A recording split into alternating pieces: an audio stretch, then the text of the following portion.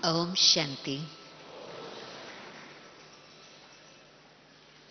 अभी ये जो समय है उसमें कुछ विचार आपके सामने रखें।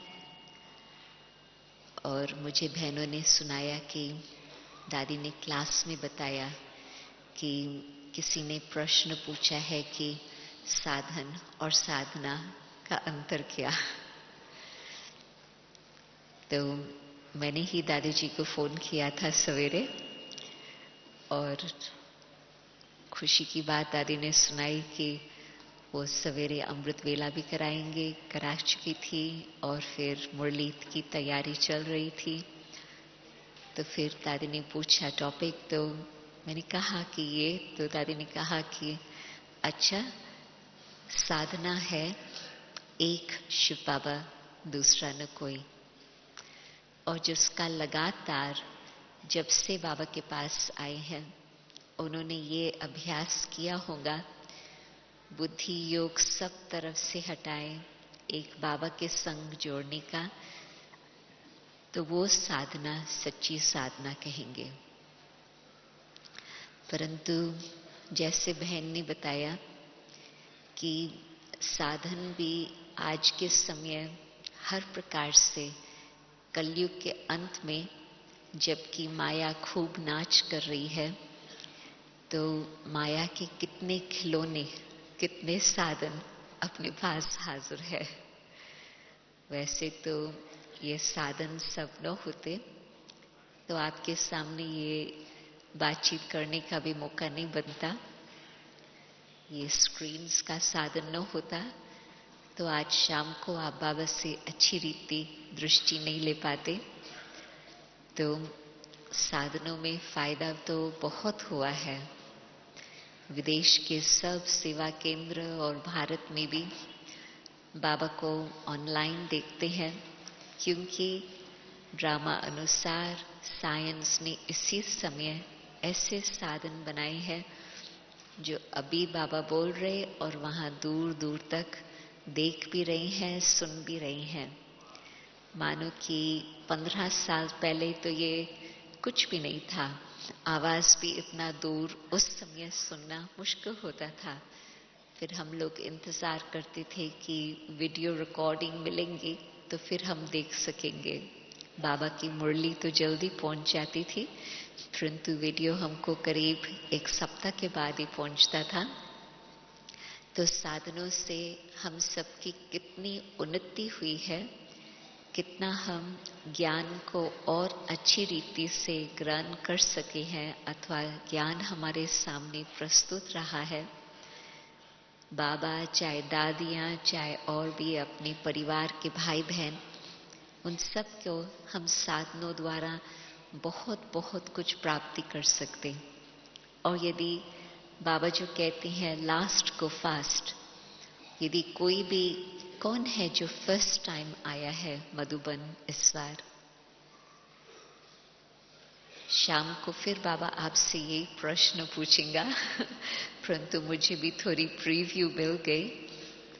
तो बाबा हमेशा कहते हैं कि करीब आधा क्लास तो पहले वाले आने वाले हैं।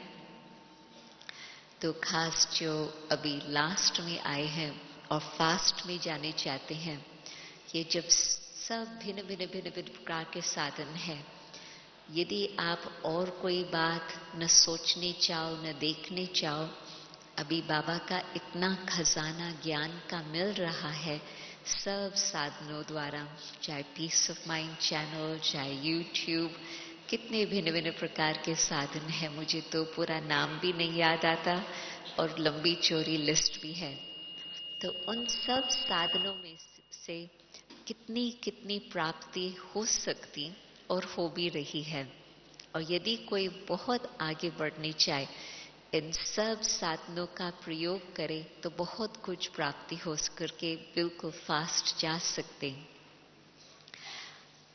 परंतु मैं ये सोचती हूँ कि कभी कभी बाबा कहते हैं कि जो शुरू में दादियाँ सेवा पर निकली, उनकी दृष्टि से ही कुछ जादू होता था और कुछ आत्माएं वारिस क्वालिटी निकली जो फिर यज्ञ की स्थापना के कार्य में निमित्त बने और बहुत अच्छा सहयोग देते रहे हैं तन मन धन से। तो दादियों के पास कौन सा साधन था? आपने कहानियां तो अनेक दादियों की सुनी होंगी, तो मुझे मालूम है कि सब दादियों के पास एक जबरदस्त साधन था। वो कौन सा था? दृष्टि। बाबा तो साथ थे ही, परंतु बाबा को साधन हम नहीं कहेंगे। बाबा तो बीज है, बाबा से ही सब कुछ मिला है।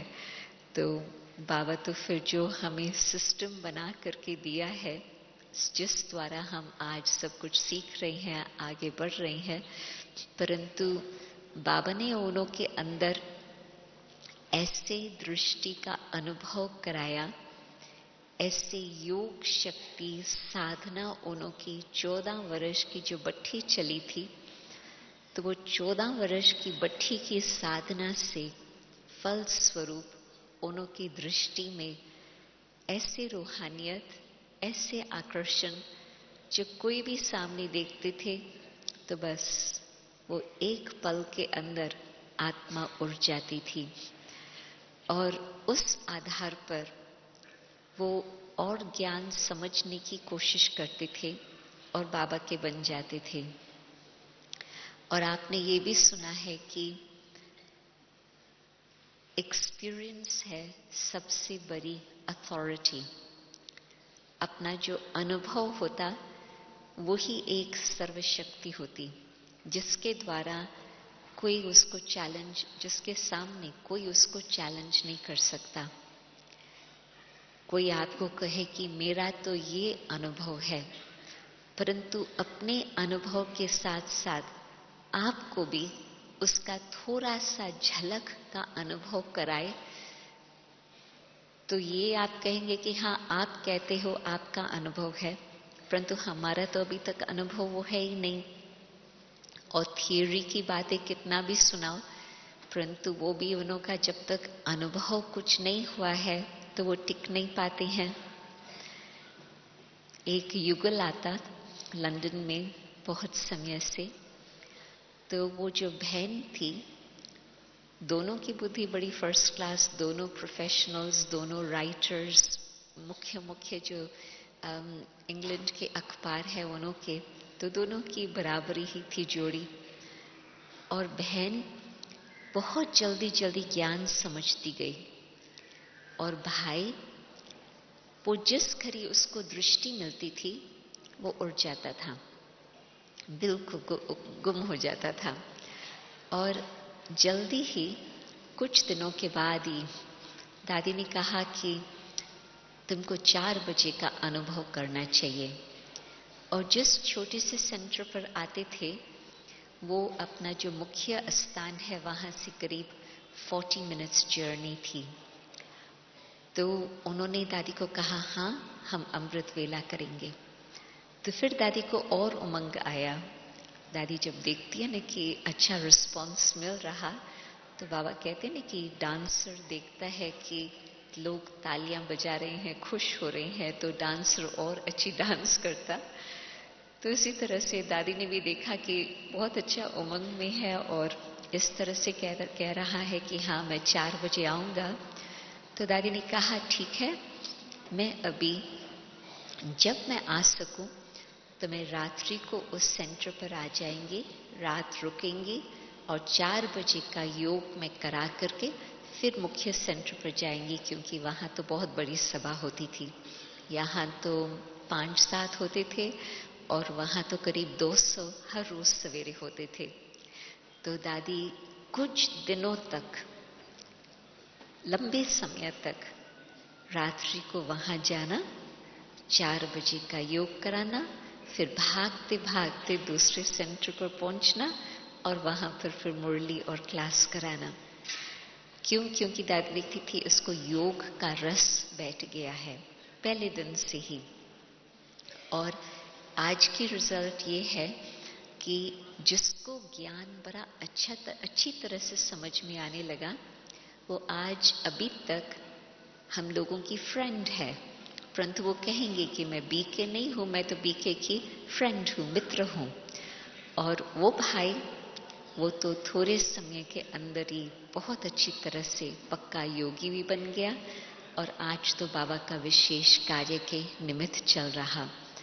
तो उसको तुरंत ज्ञान की समझ नहीं आई, परंतु क्योंकि साइंस का बैकग्राउंड था तो बहुत सारे प्रश्न उठते थे। आप समझ सकते हैं, आत्मा, परमात्मा, सृष्टि चक्कर, इन सब बातों का बहुत सारे प्रश्न उठते हैं। परंतु जो उसको योग का अनुभव हो रहा था, उसने जैसे कि अपनी बुद्धि को शांत कर दिया और जो अभी की प्राप्ति है उस प्राप्ति को आगे बढ़ाता रहा। और फिर बाद में तो धीरे धीरे एक एक बात को अच्छी तरह से स्पष्ट समझने लगा। परंतु कहने का मतलब कि जिसको वो कुछ अनुभव हो जाता, उसकी साधना भी शुरू हो जाती और उसकी नींव बहुत मजबूत हो जाती। और यदि अनुभव नहीं होता कोई भी बात का, तो फिर तो थोड़ा सा लगता है कि इतने सब नियमों को कैसे पालन करें, सवेरे उठने का मतलब क्या। उनको कुछ कम प्राप्ति का अनुभव होता तो फिर वो थोड़ा ढीले पड़ जाते। तो दादियों की दृष्टि द्वारा विश्व की सेवा हुई है। भारत की उस समय तो सेवाएं रही, परंतु विश्व में भी जो सेवाएं हुई है, एक दादी नहीं, कई दादियों ने विदेश की सेवाएं की है। सभी दादियों ने अपना सहयोग दिया है और सभी के दृष्टि द्वारा अनेकों को अनुभव भी रहा है और वो पक्के ब्राह्मण भी बन गए हैं और अभी बाबा के निमित्त बन करके कार्य भी कर रहे हैं। तो आप सोचो कि साधन शुरू में भारत में कुछ भी नहीं था और विदेश में भी जब सेवाएं शुरू हुई है, साधन एक्सटर्नल रीति से कुछ भी नहीं था। मानो कि आज न सिर्फ ये माया के खिलौने का साधन है, परंतु बाबा ने बहुत अच्छे अच्छे साधन हमें बना करके दिए हैं, जिससे हमें अपनी पुरुषार्थ के लिए बहुत सहयोग मिलता। मानो कि एक बाबा और बाबा की मुरली, ये तो अपने जीवन का फाउंडेशन है, उन्हों को मैं साधन भी नहीं कहेंगे। परंतु जो बाबा ने जगह जगह पर स्थान बना करके दिए हैं, जिसको हम सेंटर कहे, गीता पाठशाला कहे, कुछ भी नाम आप लियो, परंतु वो कितना सुंदर साधन है। यदि सेंटर न होता, गीता पाठशाला न होती, तो आप सोचो कि अकेला हम अमृत वेले योग करके बैठ के टाइम पर मुरली पढ़े, ज्ञान स्नान करें, उस टाइम में जरूर कुछ फर्क पड़ जाता, आगे पीछे वो एडजस्ट हम कर लेते। परंतु बाबा ने स्थान बना करके दिया है, साधन है, जिससे हम अच्छी तरह से स्टडी में लग जाएं। तो मुख्य साधन तो बाबा ने स्थान बना के दिए हैं।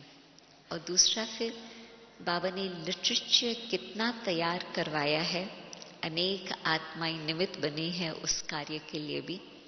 परंतु लिटरेचर भी बहुत बड़ा साधन है बाबा के परिचय प्राप्त करने का, बाबा के नजदीक आने का, स्टडी करने का। और जिस समय दादियां निकली है सेवा पर, न कोई सेंटर थे, स्थान ही नहीं थे। दादी जान की जो बीच है वहाँ पर, वर्ली बीच, वहाँ पर बैठ करके ज्ञान सुनाती थी और बाबा से छुट्टी ले रखी थी मूंगफली खाने के लिए। नहीं तो पहले बाहर की मूंगफली भी नहीं खाते थे। मूंगफली और केला, कितने समय तक दादी का भोजन ही वो होता था। बस सवेरे निकल गई सेवा के लिए, सेंटर नहीं था, अपनी लौकिक माँ के घर पे जाकर रही और वहां पर अपना बैठ गई। एक व्यक्ति आया, उसको थोड़ा ज्ञान सुनाने लगे, 10 लोग 20 लोग इकट्ठे हो जाते। तो पहले तो सेवाएं सभी दादियों ने इस तरह से ही की है, कहाँ बगीचे में बैठ गए, कहाँ गंगा के तट पर बैठ गए। परंतु हाथ में कुछ कागज भी नहीं, कुछ छपाई के बुक्स भी नहीं, कुछ चित्र भी नहीं। चित्र भी धीरे धीरे प्रिंट होते गए, परंतु उनकी दृष्टि और उनके भ्रुकुटी में वो चमक थी। और उनके बोल में बाबा जो कहते हैं ना कि आज वो तलवार जो है उसके अंदर जोर नहीं है, तो उनके मुख में इतनी वो योग की शक्ति जो उनके थोड़े शब्दों से भी बिल्कुल आत्मा का परिवर्तन हो जाता था। तो कोई साधन बिगर भी उन्होंने अपनी तपस्या के जीवन को कायम रखा और फिर साथ साथ सेवा भी करते गए। तो उनकी साधना जो रही, न सिर्फ वो 14 वर्ष की बट्टी का अनुभव, परंतु बाद में भी उनकी इतनी त्याग वृत्ति, जो ये भी आपने कहानियां सुनी है कि एक जिज्ञासु दिल्ली में आजकल हम शक्ति नगर कहते, उस समय कमला नगर में शुरू हुआ था, फिर वो शिफ्ट हुआ। तो कमला नगर सेंटर में वो आता, ज्ञान सुनता, कुछ दीदियां दादियां वहां पर है, और वो पूछता कि मैं आपका भंडारे देखने चाहता हूं। दोनों को आश्चर्य लगता, ये क्यों पूछता, परंतु उसने कुछ बात नोटिस की होंगी जरूर। वो छोटी सी जगह और कोई कुर्सी सोफा तो नहीं, पट पड़ी बैठ करके दृष्टि दियो, ज्ञान सुनाओ। तो उसको भंडारे में लेके गए, और भंडारे में क्या देखा, एक छोटा सा स्टोव है और बाकी कुछ भी नहीं, कुछ भी नहीं। तो उसको आश्चर्य लगा कि ये बहनें कैसे चल रही है। तो फिर उसने बोरी आटे की भेज दी, और दादियों ने क्या कहा, क्या किया, उन्होंने अपने लिए वो नहीं स्वीकार किया, परंतु फर्स्ट उनको यज्ञ याद आया और वो बोरी मधुबन भेज दी। तो कहने का मतलब कि जब त्याग वृत्ति होती और यज्ञ के प्रति भावना होती, तो फिर उस स्थिति में भी योग कितना सुंदर चलता, योग के आधार पर ही जीवन रहता। और फिर आप सोचो कि वो साधना इनकी चालू ही रही। फिर जब वो समय आकर पहुंचा कि अनेक आत्माएं सहयोगी बनते गए, और अभी तो आप देख रहे हैं कि हर प्रकार की सुख सुविधाएं अथवा साधन भी मौजूद है, परंतु उनके त्याग का ये सब जो चल रहा है, ब्रह्मा बाबा मम्मा दादियों के त्याग के आधार पर ये अभी सब फल हम खा रहे हैं, ताकि हमें ऐसे साधन तैयार मिल रहे हैं जो हमें मदद करे अपनी साधना के लिए। परंतु कभी कभी हम ये भूल जाते हैं कि ये सब हमको कैसे मिले हैं, और फिर उसका मिलने का मतलब भी क्या। बाबा हमेशा कहते हैं कि बच्चे, जब बाबा की पधरामनी होती, साइंस भी इतना वृद्धि को प्राप्त करती, जो फिर सब प्रकार के साधन आपको मिल जाते हैं आपकी उन्नति के लिए और बाबा का संदेश देने के लिए। और यदि वो बात याद नहीं रहती और हम थोड़ा उसी सुख में चले जाते हैं, तो फिर उसमें भी हमारी साधना भूल जाती। दादियों ने कभी अपनी साधना को भूला नहीं है। उसमें आज के खिलौनों की बात एक मुझे याद आती। 2 दिन पहले किसी ने मुझे ईमेल भेजा था, कुछ सेवा की बातें होती, कुछ अपने जीवन के प्रश्नों की बातें होती, और कभी कुछ थोड़ा इंटरेस्टिंग बातें होती, कुछ अलग प्रकार से। तो ये था एक आइंस्टाइन का बोल। आइंस्टाइन बहुत करके तो जानते हैं, तो विश्व प्रसिद्ध साइंटिस्ट था।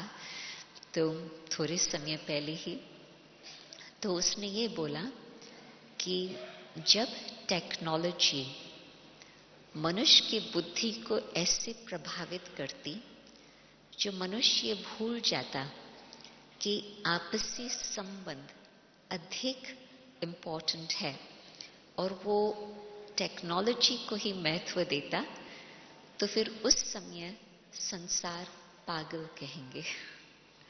और फिर उसके साथ वो लिखत थी, फिर उसके साथ कुछ चित्र थे। एक चित्र था कि कुछ लोग, नौजवान लोग, वो कॉफी पी रहे हैं, आपस में बैठे हैं। और वैसे तो आप जानते हैं कि इसके साथ चाय, पानी, कॉफी पियो तो एक कम्युनिकेशन का वो मौका बन जाता। वैसे तो आपस में मिलते फिर तो हेलो हेलो करके चले जाते, परंतु बैठेंगे, आपस में लेन देन करेंगे, कॉफी पिएंगे तो एक दूसरे के नजदीक आएंगे। और ये 4 लोग बैठे हैं और वो क्या कर रहे हैं?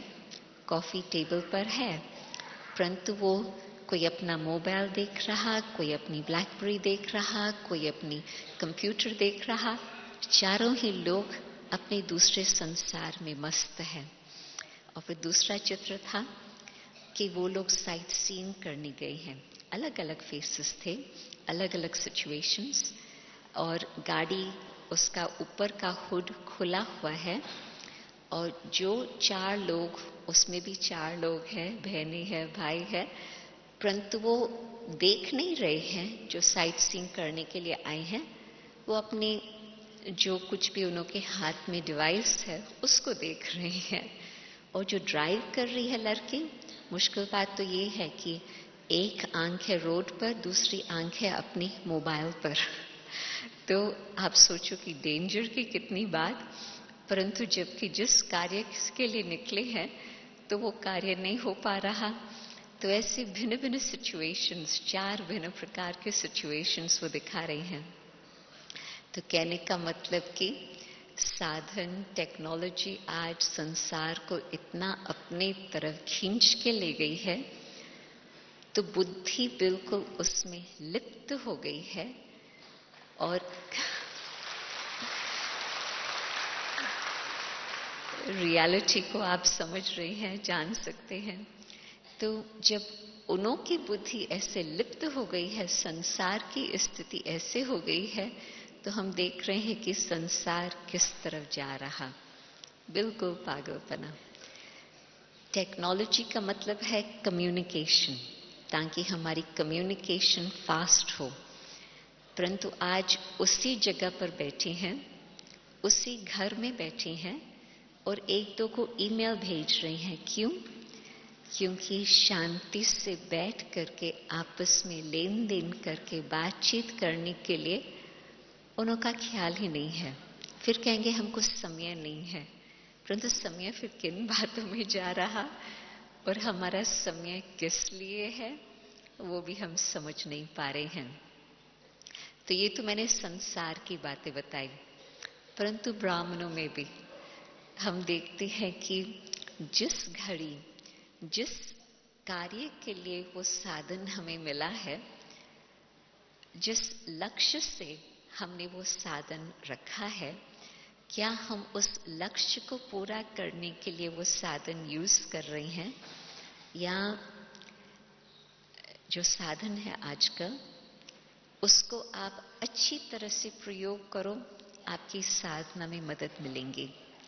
आप उन्हों का टेक्नोलॉजी का आपके ऊपर इम्पैक्ट आ जाए और आपकी बुद्धि उसमें लिप्त हो जाए, आपके 20 घंटे भी उसमें चले जाएंगे और आप सोचेंगे कि मेरा समय कहाँ गया। बिल्कुल हिसाब ही नहीं रहेगा। उसने आपकी बुद्धि को खींच लिया और संसार भर का जो भी इंफॉर्मेशन है, अच्छा है चाहे बुरा है, और आजकल संसार में अच्छा कितना है? कुछ परसेंटेज, और बुरा कितना है? बिल्कुल सागर के समान। तो यदि हमारी बुद्धि बिल्कुल क्लियरली इस बात को याद करती कि हमारे जीवन का लक्ष्य क्या है और साधन के प्रयोग का लक्ष्य क्या है, तो हम उसको अच्छी तरह से यूज करेंगे। बाबा ये नहीं कहता कि उनको यूज ना करो, परंतु अच्छी तरह से यूज करके उन्हों का आधार लेंगे अपने लक्ष्य तक पहुंचने का।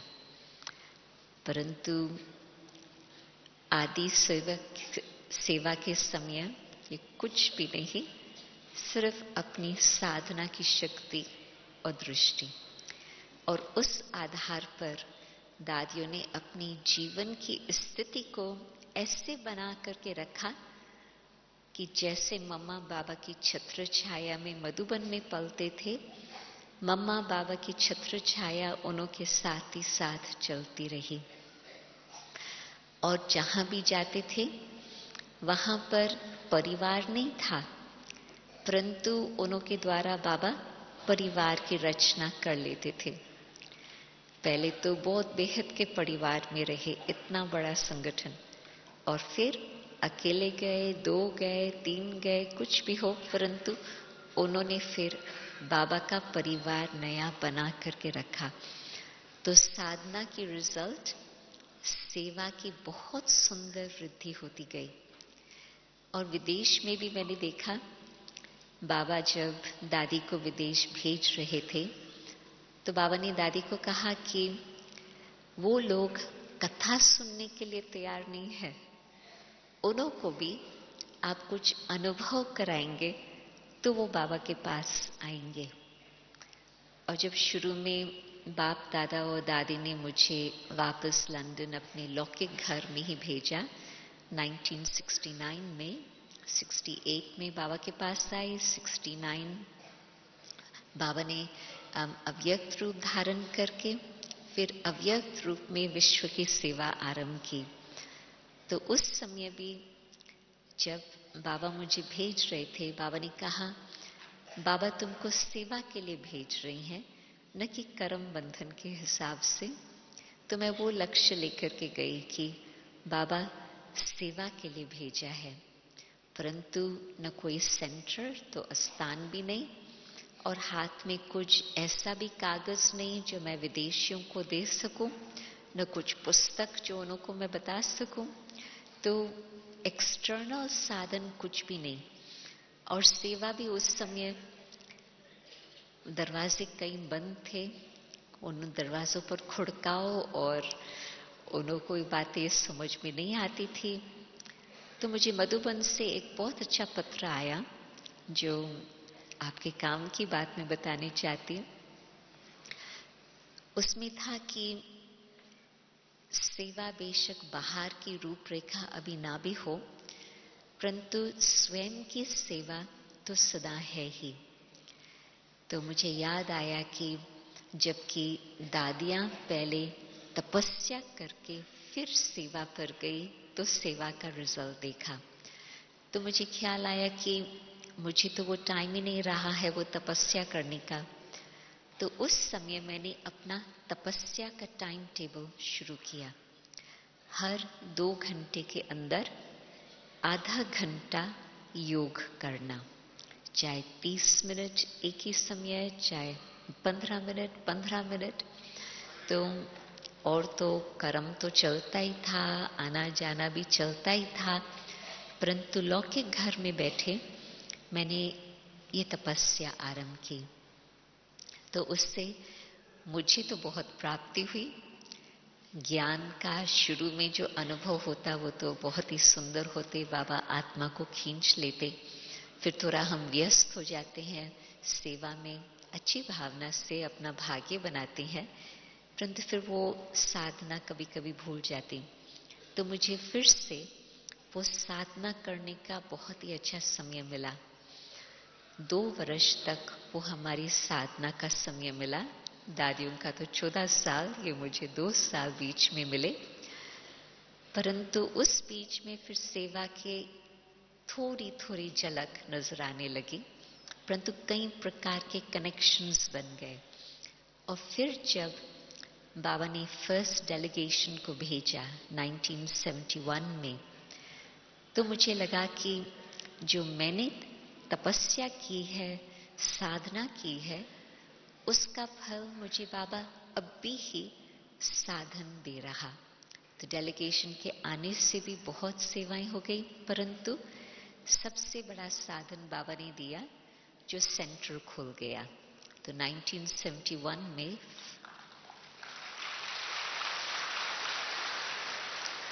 बाबा करण करावनहार अपने जो महारथी भाई बहन यहाँ से गए हुए थे, उसमें रमेश भाई जी, डॉक्टर निर्मला, अपने शीलेंद्रा दादी, रोजी बहन, वो तो रमेश भाई डॉक्टर निर्मला हमारे साथ है अभी भी, परंतु रोजी बहन, शीलेंद्रा दादी, जगदीश भाई वो तो अभी अव्यक्त हो गए, परंतु उनकी तपस्या उस कारण से हमें इतना सुंदर स्थान, छोटी सी जगह थी, परंतु लगता था कि ये एक लाइट हाउस है, माइट हाउस है, उस द्वारा विश्व को रोशनी मिल रही है, ऐसे ही अनुभव होता था। और बात भी सही थी, बाबा अव्यक्त रूप फरिश्ते रूप में घूम रहे थे और साथ साथ बाबा ने स्थान भी दे दिया छोटा सा पहले। फिर तो उसका छोटे बीज से कैसे झाड़ बना है वो तो सारा इतिहास ही है। परंतु कहने का मतलब कि जब कोई भी आपको कोई राय देता है, आप यदि उस राय को अपने दिल से स्वीकार करते हैं, आपके लिए बहुत ही फायदा हो जाता। तो मधुबन के पत्र की एक सेंटेंस से उस घड़ी हमारा साधन बन गया, हमें साधना की ओर बुद्धि योग खींचने का। तो चाहे पत्र हो, चाहे भाई बहनों की कुछ आपके प्रति शुभ भावना हो, कुछ शुभ राय हो, आप उस शुभ राय को दिल से स्वीकार करेंगे, वो आपके साधना के लिए एक फाउंडेशन बन जाएगा, निमित्त कारण बन जाएगा। क्योंकि बाबा खुद तो करण करावनहार है, तो खुद भी करते और जो अपनी निमित्त बनी हुई दादियां हैं उन द्वारा भी कराते, परंतु सारे ही परिवार द्वारा भी करा रहे हैं। तो मैं देखती हूँ रियली, क्योंकि बाबा को हजारे बुझाएं चाहिए विश्व नया बनाने के लिए, स्थापना का कार्य करने के लिए सिर्फ 8 बुझाएं की जरूरत नहीं है, 108 की भी नहीं, परंतु कितने सब जितने भी भाई बहन हैं उन सब की आवश्यकता है। तो साधना के लिए हमको कहाँ से भी प्रेरणा मिल सकती। और आज तो बाबा आने वाले हैं, तो बाबा हमें और भी इशारा देंगे कि किस तरह से हम बहुत अच्छी अपनी साधना बना करके रखें, ताकि कोई घड़ी आज चलो हमारे साथ सब कुछ हाजिर है, परंतु जरूर ऐसी भी घड़ी हर एक के सामने आएंगी जो आपके सामने न कोई मनुष्य आपका मददगार हो सकेगा, न कोई साधन आपके सामने हाजिर होंगे। बाबा ने वो बातें तो हमें पहले से ही बता दी है और बुद्धि योग से हम भी समझ सकते हैं कि हर बात की कैसे स्थिति देखते जा रही हैं कि बिल्कुल जो भी आधार है, जो भी साधन है, वो किस तरफ हमें लेके जा रहे हैं। तो वो सब फिनिश होने वाला है और बाकी हमें साथ कौन देगा? एक बाप। तो जितनी हमारी अब भी साधना होंगी कि हम एक बाबा को अपना साथी बना करके रखें, अभी तो सब कुछ होते हुए भी, परंतु अपने को उन बातों से हम निराधार बनाएं, यूज करें और जितना समय यूज किया समाप्ति, और फिर अपनी साधना। और जो इन बातों को हमने अपनी साधना के लिए यूज किया है, तो हमारी साधना और पावरफुल बनती जाएंगी और मजबूत बनती जाएंगी। तो अभी के समय के लिए मैं क्या सोच रही हूं कि बाबा के कुछ आधे तो नए बच्चे हैं और भी बाबा की तो अनन्य भी बाबा के बच्चे यहाँ बैठे हैं, परंतु हम अपनी साधना को और पावरफुल कैसे बनाएं। आपने देखा होगा कि एक बात तो बहुत करके सब अपनी कंप्लेंट देते हैं बाबा को, कभी मन में, कभी पत्र में, वो बाबा को कहती हैं कि बाबा जितना हम पावरफुल योग लगाने चाहते हैं उतना नहीं हो पाता। आपसे मैं हाथ नहीं उठवाने चाहती हूँ अभी। बाबा को शाम को कुछ हाथ उठवाना होगा तो बाबा कहेंगे, परंतु ये आप जानो और बाप जाने। परंतु मुझे लगता है कि सबके मन में ये थोड़ा संकल्प होता कि हम और अपने योग को अच्छा बनाने चाहते हैं। क्यों? क्योंकि हम जानते हैं कि जब हमारी सच्ची साधना होंगी तो उस समय हमारे चेहरे और चलन से ही सेवा होंगी और कोई बात की जरूरत ही नहीं होगी। और फिर साथ साथ उस स्थिति को हम कैसे प्राप्त कर सकेंगे जो चेहरे से और चलन से सेवा होती रहे, जबकि हमने ऐसे योग अग्नि जलाया होगा जिसमें हमारे पूर्व सब हिसाब किताब की बातें चुकतू हो गई हो। जब हमने ऐसे अग्नि के रूप में योग लगाया हो तो उसका प्रैक्टिकल स्वरूप हम दो बातों से देख सकते, अपने संस्कारों में परिवर्तन और साथ साथ अपने संकल्प की क्वालिटी में परिवर्तन। आज हमारे सामने दादियां हैं, आप जिस समय भी उन्हों के साथ मिलो, जब भी आप बात करो तो उन्हों के मुख से क्या निकलेगा? बाबा और बाबा की बातें। बाबा की बातों के सिवाय कुछ और निकलेगा? कभी दादी हम लोगों को हंसी में कहती है कि देखो, कभी कोई प्रॉब्लम ले आता है और मैं उन्हों को कुछ बात सुनाती हूं तो वो मुझे कहती हैं, दादी आप तो हमें ज्ञान ही देती हैं। तो मैं संकल्प करती हूं, मैं सोचती हूं कि वो क्या एक्सपेक्ट करते थे मेरे से? क्या वो अज्ञान एक्सपेक्ट करते थे मेरे से? फिर तो उसका आने का मतलब ही नहीं। वो एक्सपेक्ट ही करते थे कि मैं ज्ञान सुनाएंगी, तो जरूर मैं ज्ञान ही सुनाएंगी और कुछ तो नहीं सुनाएंगी। परंतु वो समझते हैं कि प्रैक्टिकल लाइफ अलग है और ज्ञान अलग है। परंतु रियलिटी ये है कि यदि हमने प्रैक्टिकल लाइफ को अलग कर दिया और ज्ञान को अलग कर दिया तो वो कभी भी हमारा प्रॉब्लम हल नहीं होगा और हम कभी साधना नहीं कर पाएंगे। जिस समय हम योग लगाने बैठेंगे उस समय हमें प्रॉब्लम सामने आएगा, परंतु यदि हमने ज्ञान को यूज किया और उस प्रॉब्लम का हमने ज्ञान से अपनी दृष्टि, अपनी वृत्ति, अपनी स्मृति, अपनी स्थिति को बदल दिया तो वो सृष्टि भी बदल जाती है। रियलिटी कि वो बात बिल्कुल बदल ही जाती है। और यदि हमने उस परिस्थिति में ज्ञान को यूज नहीं किया, उस समय फिर वो प्रॉब्लम जो है बढ़ती जाएंगी और हमारे बुद्धि से ज्ञान तो भूला ही हुआ है, बाबा भी भूला हुआ है, और हम कैसे बाबा के साथ वो अनुभव कर पाएंगे कि बाबा हमारा साथी है और सर्वशक्तिवान की मदद से जरूर सब ठीक ही हो जाएगा। तो प्रॉब्लम तो और बढ़ती जाएंगी और फिर हम कहेंगे इस प्रॉब्लम के कारण हम बाबा को याद कर नहीं पाए। परंतु बाबा आप सोचो कब आते हैं? जब कलयुग है, जब आत्माएं बिल्कुल पतित है, जब आत्माओं का कर्म बंधनों का हिसाब इतना बढ़ गया है, जो बिल्कुल आत्माएं उस कारण से किसी न किसी प्रकार का दुख का अनुभव कर रही है। तो ऐसे ही समय पर बाबा आके हमें दवाई देते। जब पेशेंट बीमार होता तब दवाई दी जाती, पेशेंट ठीक है तो फिर तो दवाई की जरूरत ही नहीं है। और यदि जिस समय बीमारी है पेशेंट कहता है कि मुझे दवाई नहीं लेनी है, तो उस समय डॉक्टर फिर और क्या करेगा?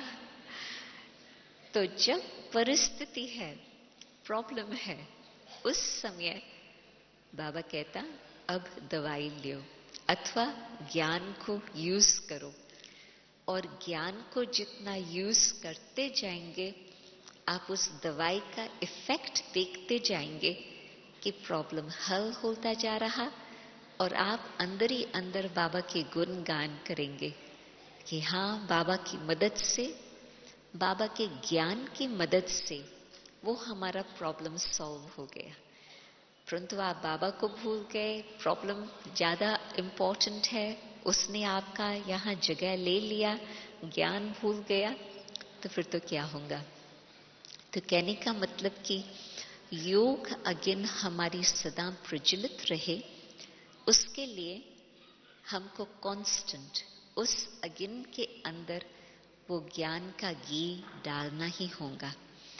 आत्मा के अंदर ज्ञान बुद्धि में घूमता रहे, उसमें आत्मा की बात, परमात्मा की बात, चक्कर की बात, जो एंटरटेनिंग बातें बाबा ने बताई है मुरली के अंदर, जो एग्जाम्पल्स बाबा ने बताए हैं मुरली के अंदर, वो सब आपकी बुद्धि में घूमता रहे। और जितना वो सब बातें घूमती रहेंगी, उस आधार पर आप देखेंगे कि जो सिचुएशन आई, आपको तुरंत पता होगा कि अभी मुझे अपनी स्थिति किस प्रकार की बना करके रखनी है।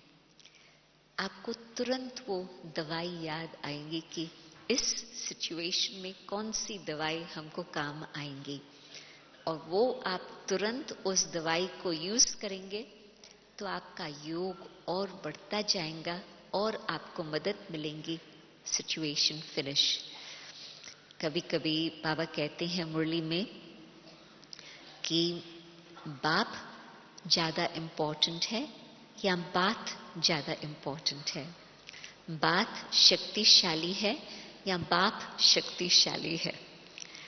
और हम लोग क्या कर देते हैं कि बात को इम्पोर्टेंस देते हैं।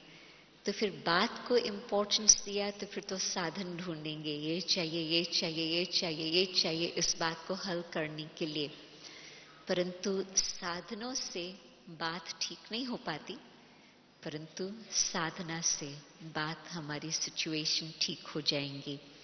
और बाप को ज्यादा हम इम्पोर्टेंस देवें और बाप से हर प्रकार का सहयोग लेवें तो बातें परिवर्तन हो जाती और हम आगे बढ़ते जाते हैं।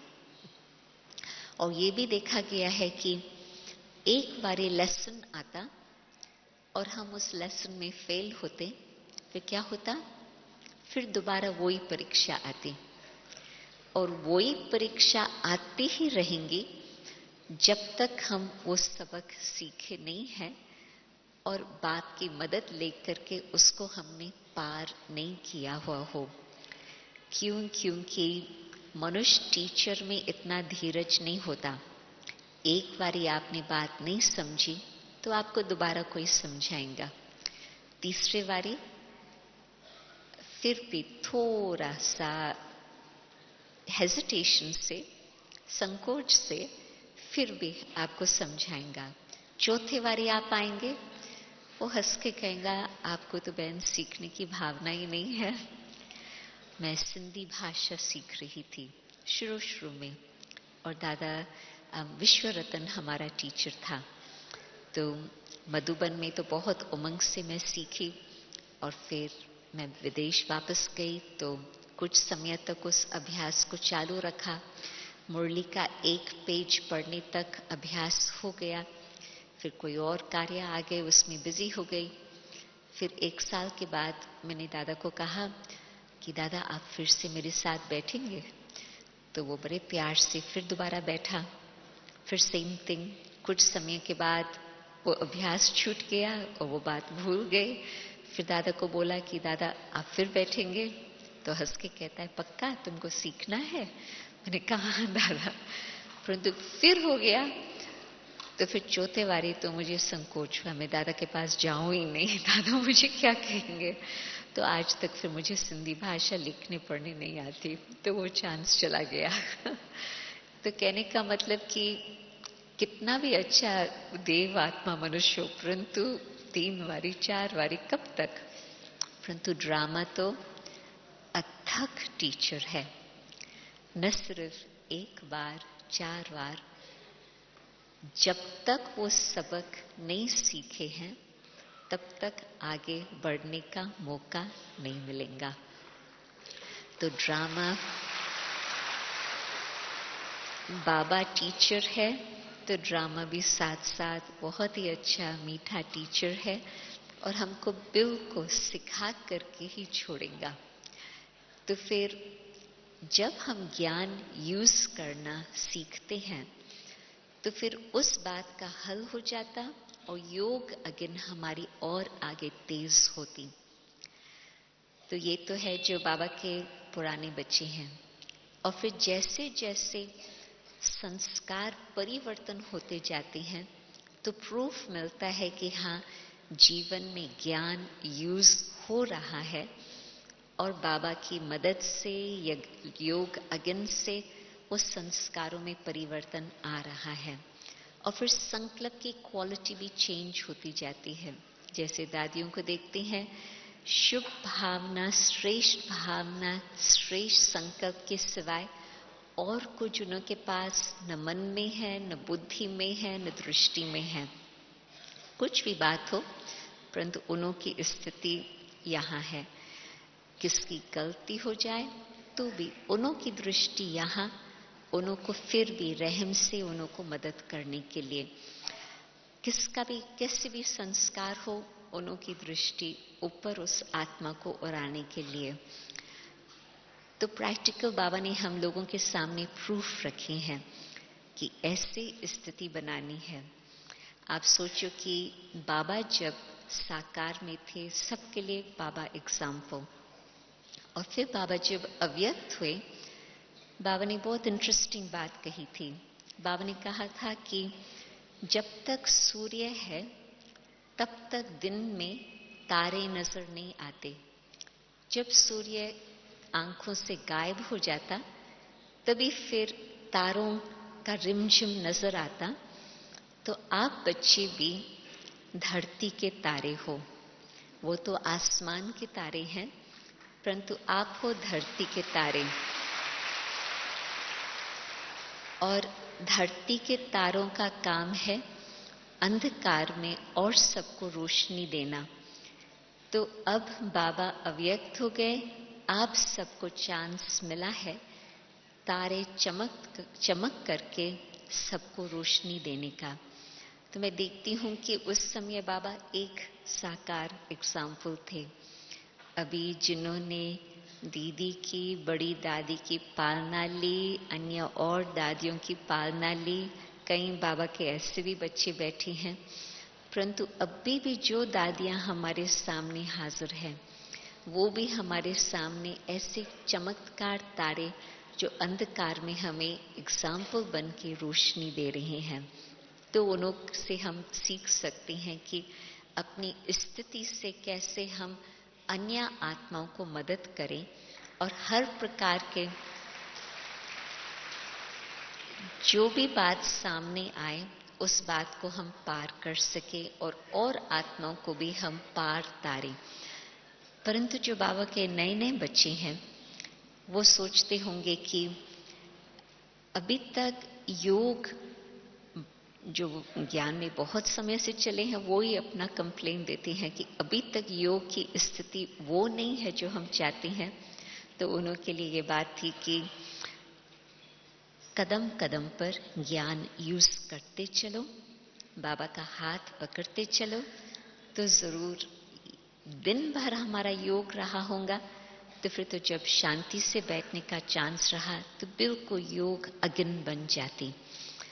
और बाबा के जो नए बच्चे हैं उन्हों को लिए ये काम की बात तो है ही, परंतु वो शायद ये सोचते होंगे कि अभी तक हमने योग का अच्छी तरह से अनुभव नहीं किया है। तो मैं उन्हों को ये बात बतानी चाहती हूँ कि बाबा की मुरली है योग के लिए एक बहुत बड़ा आधार। मैं साधन भी नहीं कहती, साधन तो आज है कल नहीं है, परंतु जो बाबा की मुरली है, जो ज्ञान है, वो है हमारे जीवन का आधार।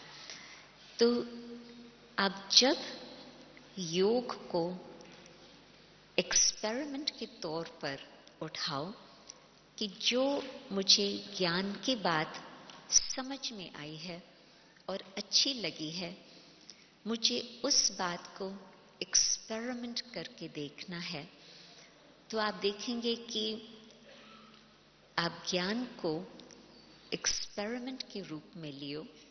जो भी बाबा ने बात बताई हो, मानो कि आज बाबा ने कुछ भी बताया हो कि अच्छा भूतों को भगाने की बात है, तो कैसे भूत भाग सकते, बाबा ने कहा बाबा का साथ लेकर के।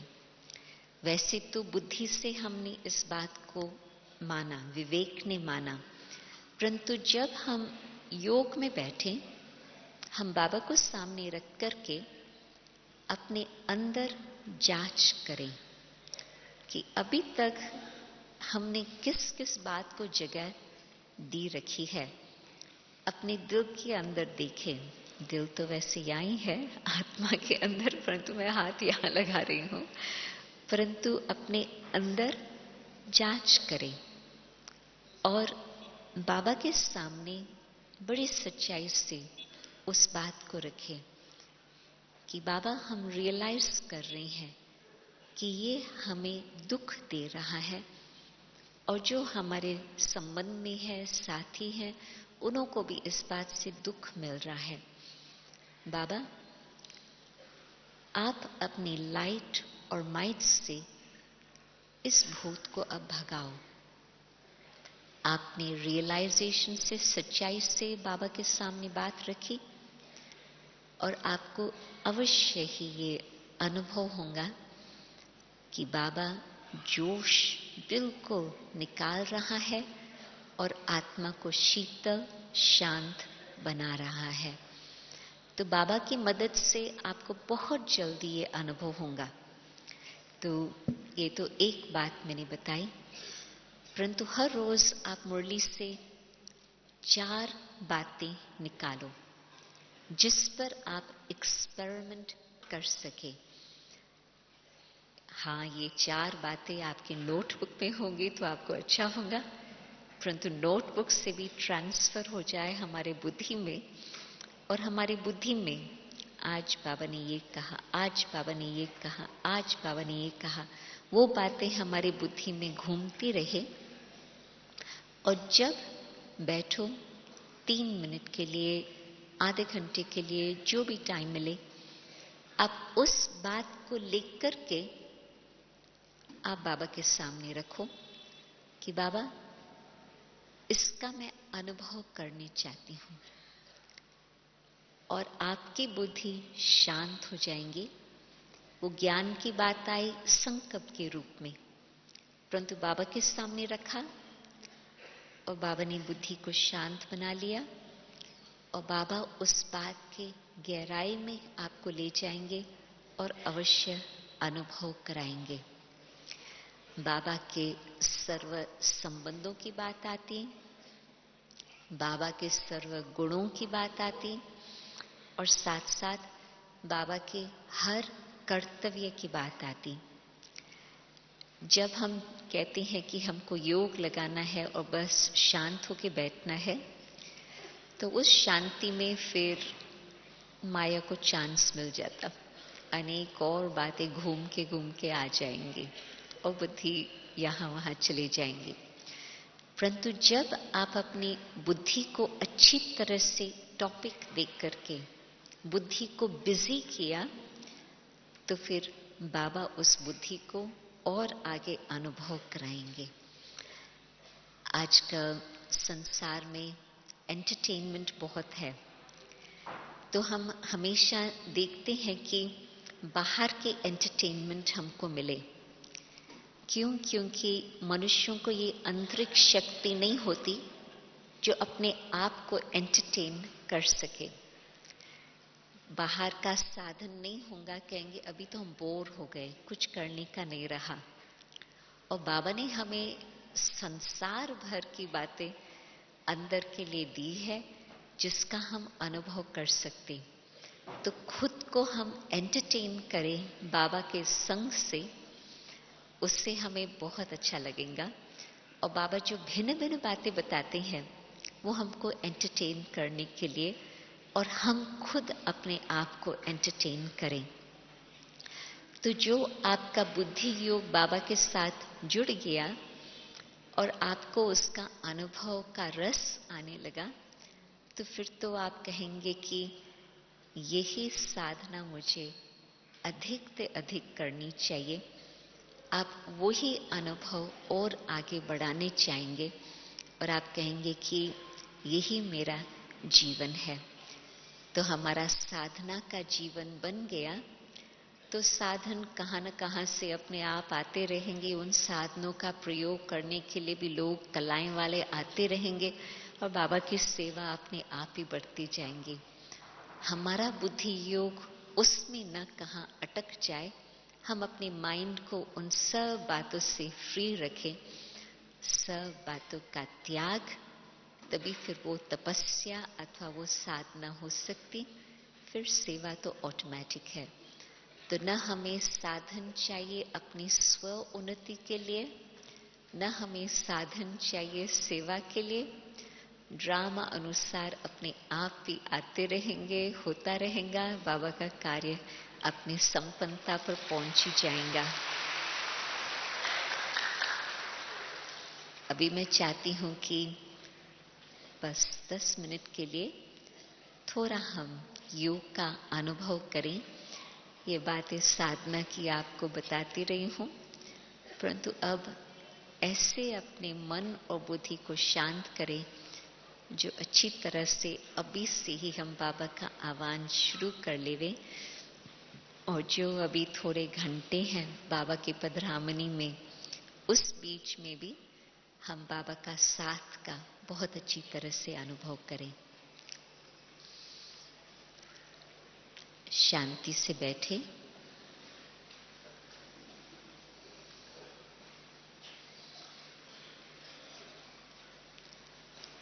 अंदर की यात्रा करके अपने मन में ज्ञान के खजाने को खोल के देखें। बाबा ने कितने सीक्रेट्स हमें सुनाए हैं जो विश्व भर उन बातों की खोज में है, परंतु आज तक उन्हें नहीं मालूम। और बाबा ने मुझे अपना बनाकर सारा खजाना हमारे सामने रख दिया। अब जो खजाने से मैं रतन लेने चाहूं, बाबा मुझे छुट्टी दे रहा।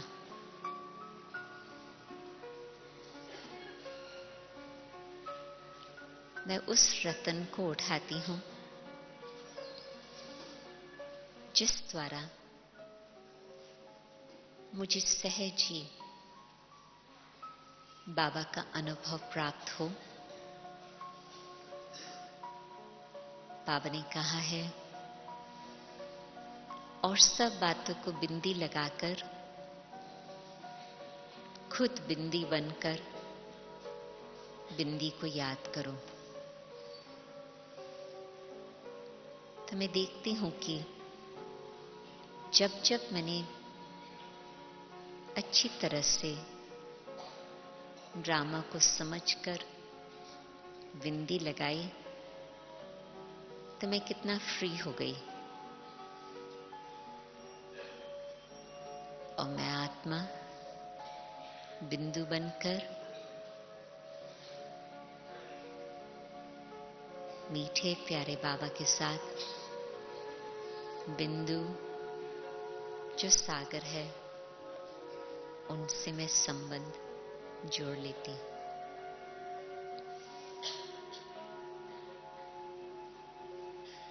शिव बाबा, आप तो रत्नागर है। कितने हमें सुंदर रत्न दिए और साथ साथ सौदागर भी है। आज मैं आपके साथ ऐसे सौदा करनी चाहती जिससे मुझे अनुभव हो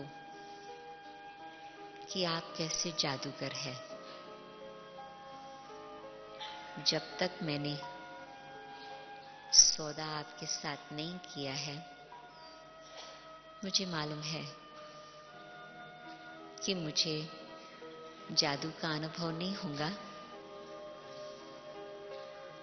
तो आज मैं मन, बुद्धि, मन, वचन, कर्म से सौदा ये करती हूं कि आपकी आज्ञा पर, आपके श्रीमत अनुसार मैं मन में संकल्प उत्पन्न करेंगे, वचन भी वही बोलेंगे और कर्म भी वही करेंगे।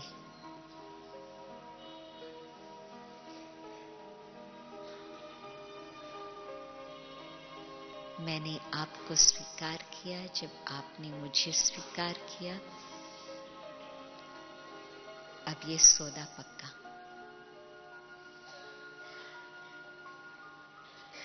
और अभी ही मैं देखती हूं कि बुद्धि हमारी आपके संग जुड़ गई है और इस दिव्य बुद्धि द्वारा मन को सही राह पर चलाने की शक्ति आ गई।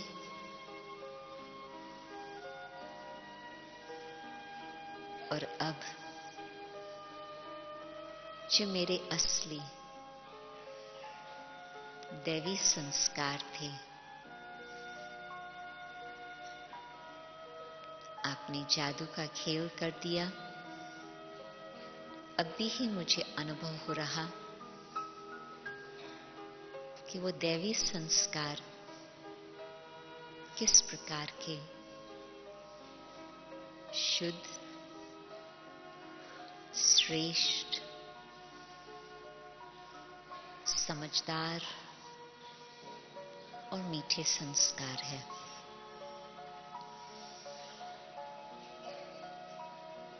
मानव देव बनाने का जादू का कार्य आप ही कर सकते, और वो परिवर्तन जादू के समान मुझे अभी ही हो रहा।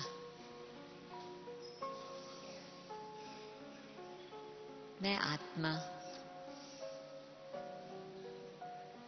जब ऊपर से इस सृष्टि मंच पर आई थी, मैं सतो प्रधान आत्मा थी।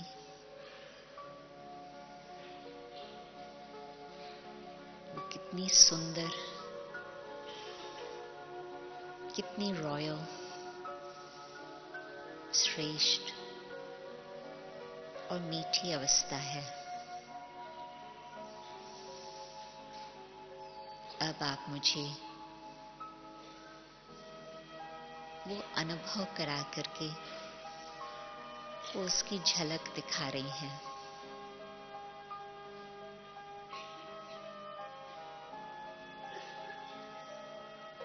बाप सर्वशक्तिमान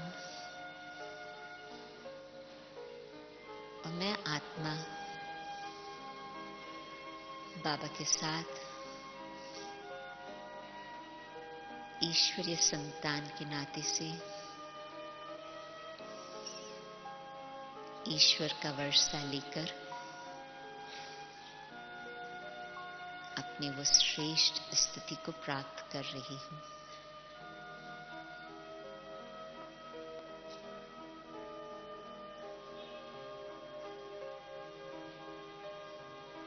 बाबा की लाइट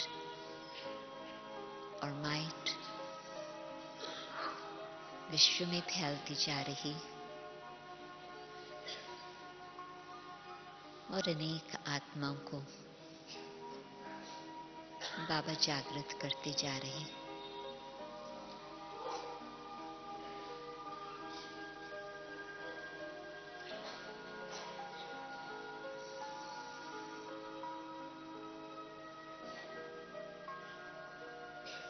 अब बाबा के साथ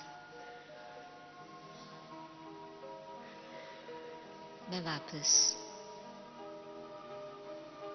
इसी साकार वतन में आती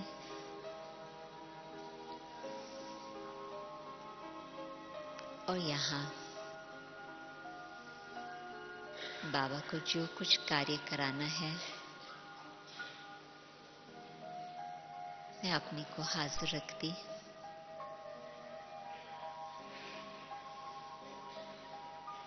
साकार में आती भी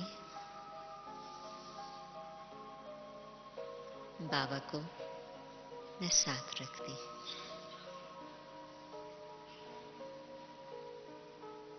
तो ये मेरी साधना चलती ही रहेंगी। कर्म करते बाबा को साथ रखते मैं देखेंगी भगवान का जादू कैसे चलता।